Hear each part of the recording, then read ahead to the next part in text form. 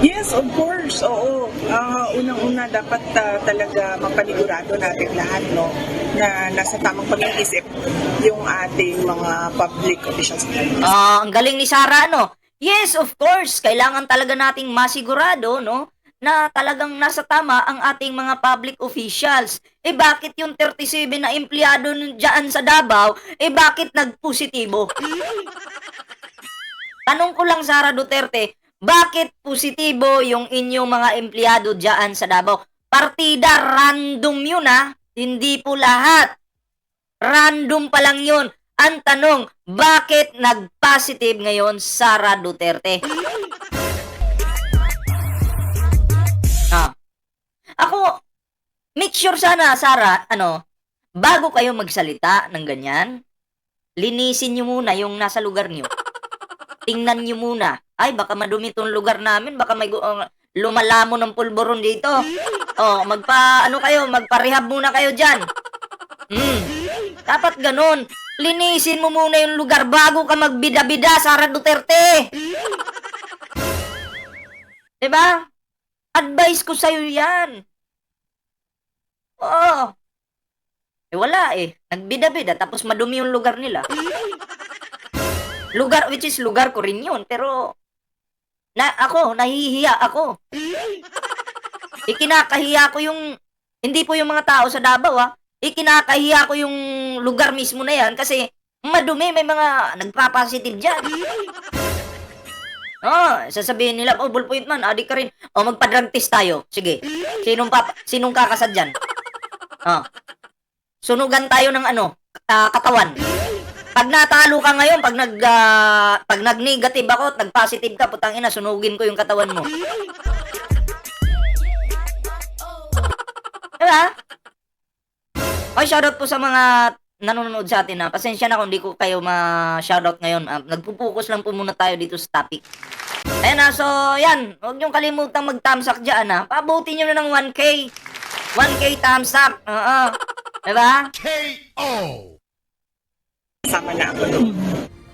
Dapat nasa tamang katinoan ng mga opisyal ng pamahalaan. Ito ang tugon ni Vice President Sara Duterte nang hinga ng reaksyon ng media sa panukalang obligahin ang lahat ng government officials na sumalang sa random drug testing. Sa isang maikling panayam sa Davao City noong Martes, sinabi ni VP sa... Napasa niyo yung nakapin dyan? Ito Sabi dito, kung magsalita ka naman sa VP, kala mo na abot mo pwesto niya at may nagawa ka sa bansa.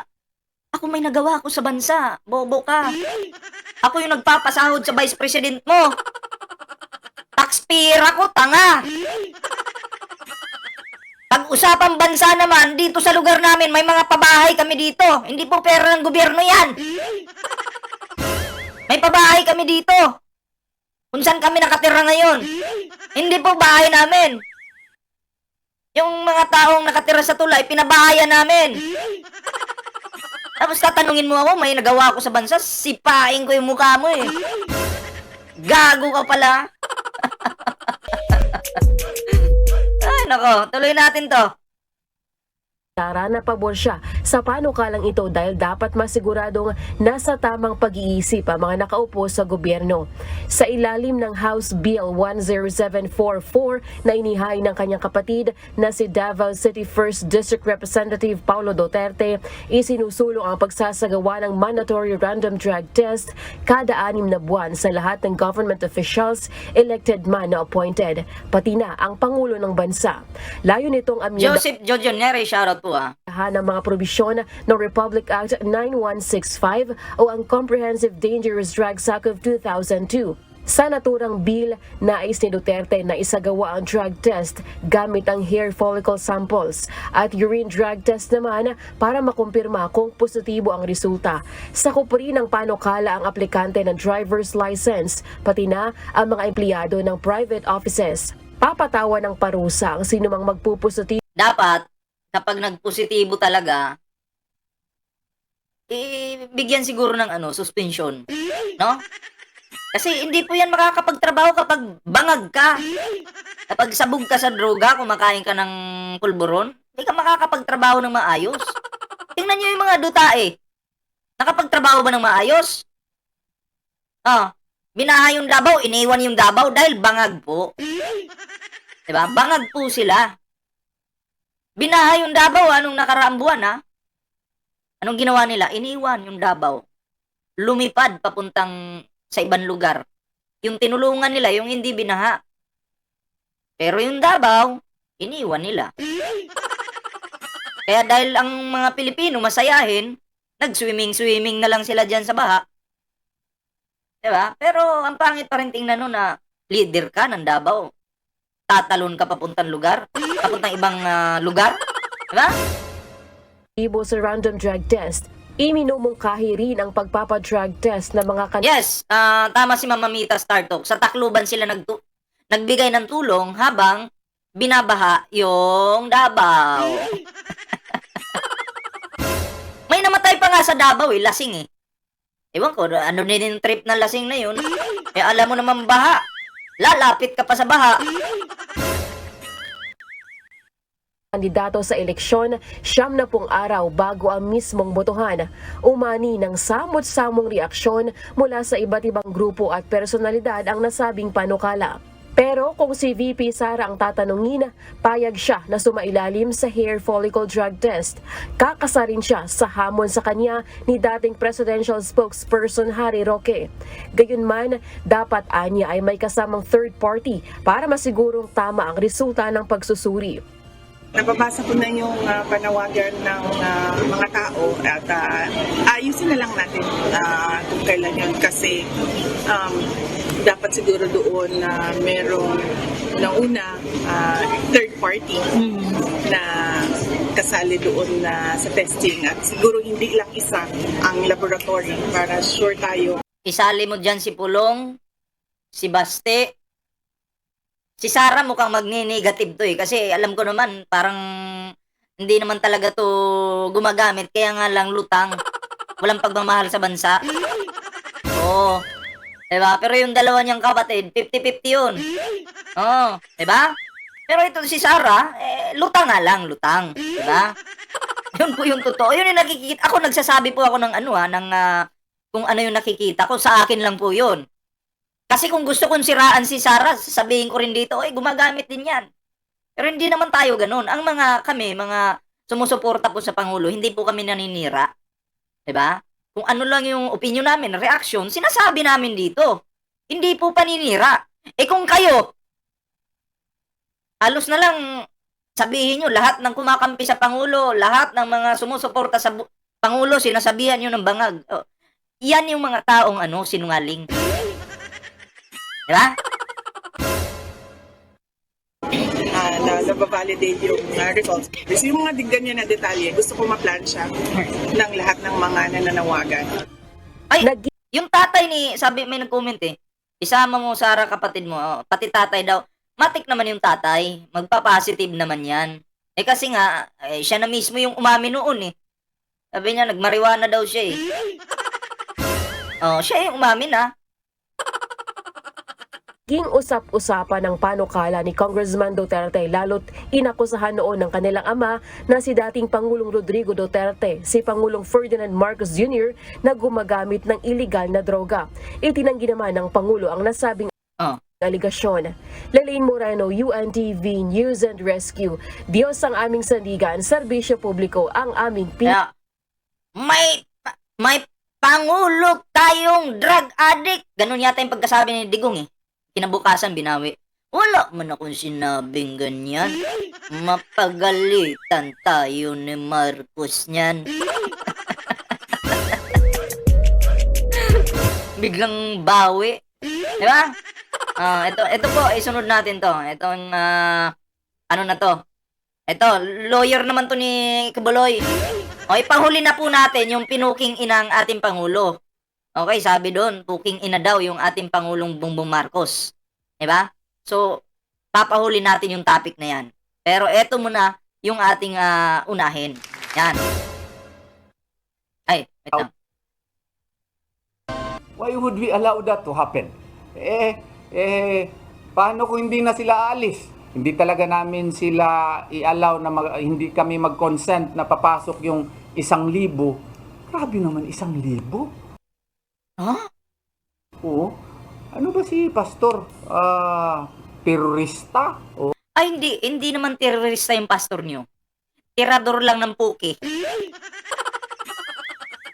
Tirador ng puki. Ha? Ako, sinasabi ko po dito, hindi terorista ang inyong pastor. Pero tirador ng puki ng mga berhen.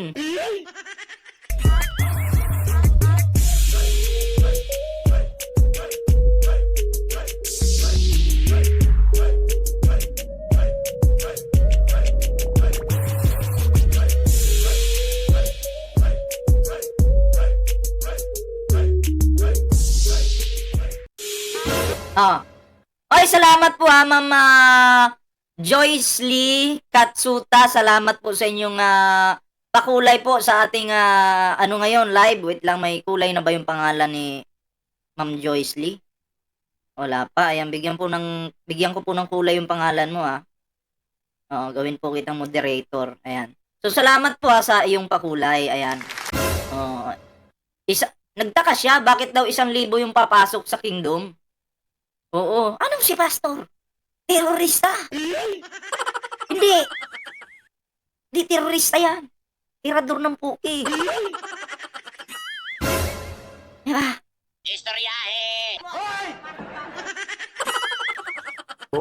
na kailangan mo ng 1,000, 1,500 na katao. Eh kung wala naman talaga kayong tinatago dyan, hahayaan mo na mag-search or hanapin si Kibuloy dyan sa kingdom. 1,000 katao, hayaan nyo. Diba? Pupunta dyan, hahanapin si Kibuloy. Diba? Huwag nyong kontrahin. So, isa lang nakikita ko dito, dahil kumukontra po sila, nandyan po si Kibuloy. Diba? Oo. Ayaw nilang talagang papasukin kasi mabubuking eh. Okay, sana kung NBI Davao yung papasok. Scripted kasi yung ginagawa. Diba? Scripted. Fake news pa yung kalbo. Diba? Fake news pa yung kalbo. Eh gusto nila yung pumasok dyan, kakampi nila. Pero pag hindi nila kilala, ay wag daw papasok. Mga bobo! Diba? Hindi terorista kaya hindi kailangan ng sandamakmak na mga pulis. Ito ang maring tugon ng kampo ng Kingdom of Jesus Christ o KOJC sa hirit na inspeksyon ng Davao Police sa kanilang compound sa Buhangin, Davao City para hanapin at hulihin ang puganteng si Apollo Kibuloy. Kamakailan, sinabi ni Police Regional Office 11, Regional Director Police Brigadier General Nicolas Torre III na may impormasyon silang nagtatago lang sa loob ng 30 hektaryang compound si Kibuloy. Papasukin nyo kami at ipapahanap ko si Mr. Kibuloy dyan sa loob. Sige, mga tao kung naka-uniforme ng ganitong patrol shirt, unarmed, pagbigyan nyo, hanapin natin si Mr. Kibuloy dyan kung ayaw nyong ibigay ng kusa at dinideny nyo. Because ako'y naniniwala na nandyan sa loob. Ayon sa abogado ng KOJC na si Attorney Israelito Torion, may tuturing itong harassment kaya hindi nila ito papayagan. Harassment? Nagpaalam nga sa inyo eh. Diba? Ang harassment kasi ganito yan. Ipipilit na, halimbawa, walang paalam, walang warrant, tapos bigla-biglang papasukin yung lugar nyo. Harassment yun. Pero kung may warrant of arrest naman, tapos nagpaalam pa sa inyo, paano magiging harassment yun? Diba? Oh. Kaya ako ngayon, halimbawa, pupunta ako sa lugar nyo, may hinahanap akong tao dyan. Oh, example ko lang. Oh. Tapos nagpaalam naman ako sa inyo nang papasok ako. Oh. Harassment ba yun? Pero kung papasukin ko yung bahay nyo ng sapilitan, tapos wala akong dalang warrant of arrest, diba? Yun yung tawagin yung harassment.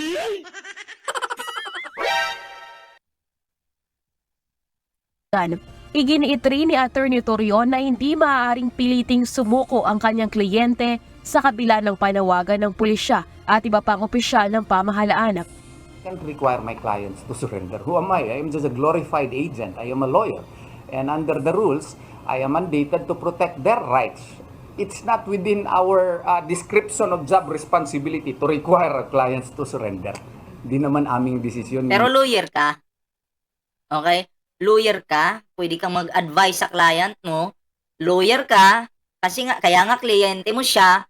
Lawyer ka, pwede kang magbigay ng mga advices na kung ano yung makakabuti sa kliyente mo. Oo, 'di ba? Sa ginagawa mo, attorney, lalo mong dinidiin o binabagsak si Kibuloy pababa. Kasi iinit lang ng iinit yung issue na yan. 'Di ba? Baka ikapahamak pa niya yan. Baka lang naman, 'di ba? Lawyer ka, magbigay ka ng advice. O, sumuko ka na muna para kahit papaano, yung init ng sitwasyon, bumaba, 'di ba? Oo, para bumaba, sumuko ka na at ako nang bahala. Kasi lawyer ka nga, 'di ba? Ikaw nang bahala kung ano yung dapat nararapat na gawin mo kay Kibuloy or kung paano mo siya didepensahan. Kasi tingnan nyo ang mga lawyer, nagbibigay po yan ng advice sa kanilang mga sa kanilang mga kliyente. Halimbawa, nagbabanatan kayo sa social media. Kinasuhan ka ngayon ng tao na to. Na napadalhan ka ng sabpina. Ang i-advise po sa'yo ng lawyer mo, huwag kang sumagot. Di ba? So may advice. Lawyer ka, alam mo yan, di ba? Una nang hinimok ng PNP at ng Department of the Interior and Local Government ang KOJC na isuko na lang ang kanilang leader. May ipinakalat na ring wanted posters at nag-alok pa ng 10 milyong pabuya para sa ikauhuli ni Kibuloy. Samantala, plano naman ng KOJC na maghain ng reklamong libel laban sa dati nilang miyembro na si Arlene Stone. Kaugnay ito ng aligasyong namimigay umano ng suhol si Kibuloy sa ilang public official, kabilang na si NBI 11 Regional Director Attorney Arcelito Albao. We are contemplating of filing libel charges against her because she was insinuating that my client is also corrupt, that we are giving payouts to certain public officials, which is certainly not true. Una nang iginiit ni Albao na imposible ang paratang ni Stone dahil wala na ito sa Pilipinas nang maitalaga siya sa NBI Region 11 noong 2000. Yung mukhang yan, maniwala kayo dyan? Tangina. Parang nga lang papasok dun sa loob, parang wala lang. Alam nyo kasi, yung magsiserve ng warrant, hindi ganun na parang, uy, pasok po kami ha. Okay lang po ba? Tangina, bakla ka ba? KO! Hindi ganyan mag-serve ng warrant. Kung may warrant kayong dala, hindi ganun. Hindi kayo babakla-bakla. Oy, kay Wonder Girl, salamat po new subscriber natin. Salamat po. At sa hindi pa nakatamsak dyan, mga pre, tamsakin nyo na yan. 22. Itinanggi rin itong may nakukuha siyang pabor mula kay Kibuloy at sa Mukhang yan, aamin. Tingnan ko nga, mula ulo hanggang muka, kalbo siya. KOJC, bagay na sinang-ayunan ni Atty. Torion. So it is very unfair for this Miss White to accuse Attorney Archie Albao that he is in effect corrupt, that he is receiving payouts. I was even ashamed. I did not give anything to Attorney Archie Albao. Itinanggi rin ni Atty. Torion ang aligasyong scripted ang inspeksyon ng NBI sa KOJC Yun. compound noong August 9. It was staged. I don't think so. There was a real search that was conducted. Si Kibuloy at 4 pa nitong kasamahan ay nahaharap sa warrant of arrest dahil sa kasong sexual abuse at qualified human trafficking. So, ang 4 pa nitong kasamahan, magpasa hanggang ngayon, hindi pa pala nahuli. Fake news pala si Albao. Diba? Good PM po. Carlos Dioson, shoutout po ha. So, fake news pala, si Albao. Anong sabi niya? Nahuli na namin yung 5. Kaming NBI lang nakahuli niyan. My TV, shoutout ha. Naniwala naman tayo na meron na daw, pero nag-antay tayo ng balita, oras-oras. Wala namang ilabas sa mainstream media na andun yung pagmumuka nung nahuli. Wala. Iniloko pala tayo. Fake news lang pala. Kaloko Kalokohan lang po pala yung lahat. Ay, naku po.